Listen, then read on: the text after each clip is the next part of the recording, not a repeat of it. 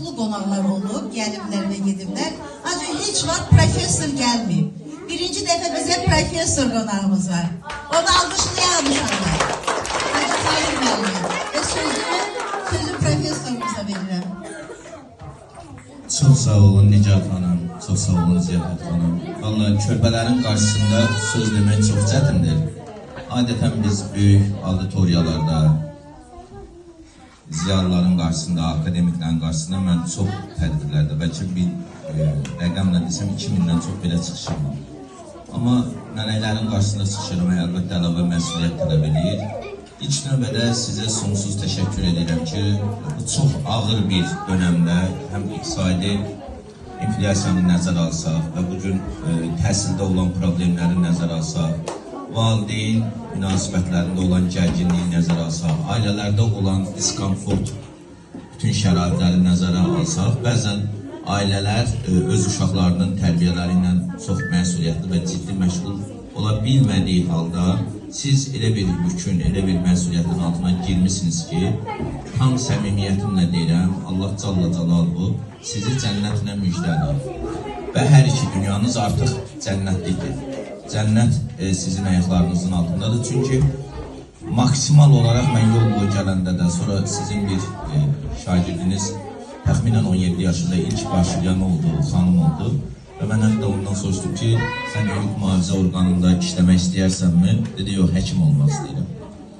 Yəni, bugün valideyn tərbiyəsindən kənarda qalan bu insanları siz bir bayrağın altında, bu mənəvi bayrağın altında, təhsil bayrağının, iman bayrağının altında birləşdirmişsinizsə, nə mutlu sizə və nə mutlu bizə ki, bugün hörmətli Ziyafət xanım İskəndərova Beynəlxalq Elm və Mədəniyyət Mərkəzinin həm mədəniyyət məsələləri üzrə müavini kimi BMM-in adından, həm də digər tərəfdən özünün rəhbərliyi etdiyi Maquli Uşaq Bağçasının adından BMM-in də bir neçə əməkdaşını, deməli, mənim köməkçim burada, xüsusi proqramlar üzrə köməkçim Firdun Həsənov buradadır və Beynəlxalq Elm və Mədəniyyət Mərkəzinin ümumi şöbəsinin müdürü Sevinç xanım Həmidova buradadır və biz kollektiv şəkildə və Ziyafət xanımın Maquli Bağçasının bütün əməkdaşları, sürücüsündən tutmuş məsul əməkdaşları hamısı bu tədbirdə iştirak edir. Açılışı mən gördüm necə böyük məhəbbətlə. Mən Ziyafət xanımın qucağında olan uşaqlarla onun o ana məhəbbətini gördüm. Və bir daha mən sizə tam səmimi deyirəm ki, Ziyafət xanımı tanıyırdım, amma bugünkü görüşdən sonra bir daha kəşf etdim. Həqiqətən kəşf etdim. Yaxşı mənada və özünə də dedim bəyək köməkçimin yanında. Yəni elə insanlar var ki, onlar sevilməyi haqq edir. O cümlədən siz. Yəni bu sizin həqiqətən haqqınızdır. Burada bir protokol sözü, diplomatik etiket qaydalarına uyğun, boğazdan yuxarı tədbirdə iştirak edirəm. Tədbiri yola vermək xətrinə deyilən sözlər deyil. Bir Allah şahiddir ki, mən bu mələklərin nə qədər tərbiyəsinin çətin olduğunu bir valideyn kimi mən özüm də valideynlə çalışıram, nümunəvi övladlar yetişdirim. Şükürlər olsun ki, uşaqlar hər ikisi yoxşunasdır, tərbiyəli, yüksək səviyyəli təhsil alıblar və təhsillərin hal-hazırda da tələbə olanlar davam elətdirir.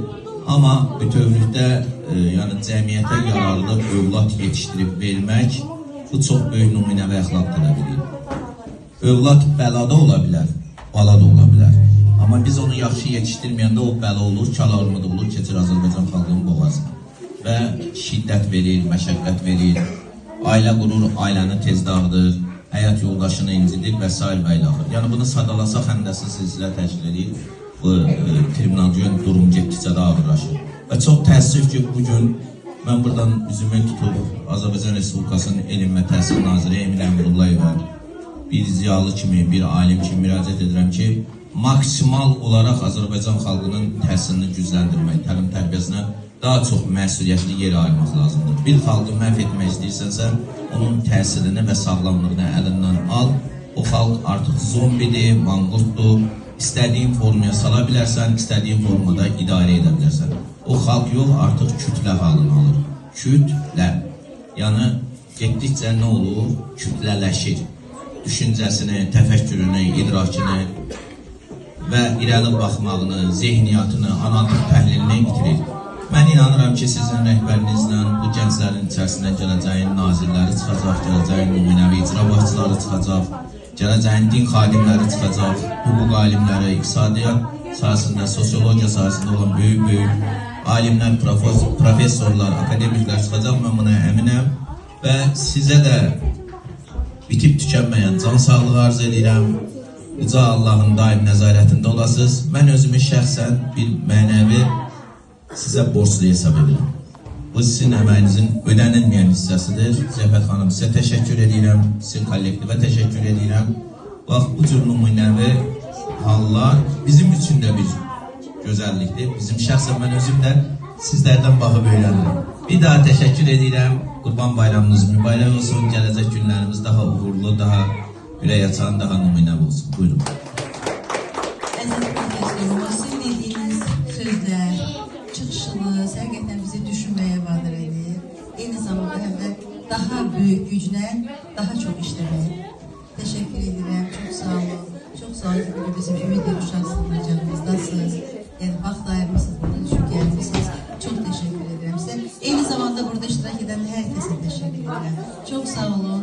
Mən həmişə deyirəm ki, bizim sığınacaq evdən gələn və bu cür qəbirdən olan yerlərə gedən insanlar adi insanlar deyirlər. Bunlar biraz fərqli insanlardılar. Daha uca insanlardılar. Sizə hamıza təşəkkür edirəm. Fürsətdən istifadə edib, gec də olsa Qurban bayramınızı təbrik edirəm. Sizə uğurlar, can sağlıqlar arzulayıram. Həyatınızda, işlərinizdə həmişə müvəffəq olmanızı istəyirəm.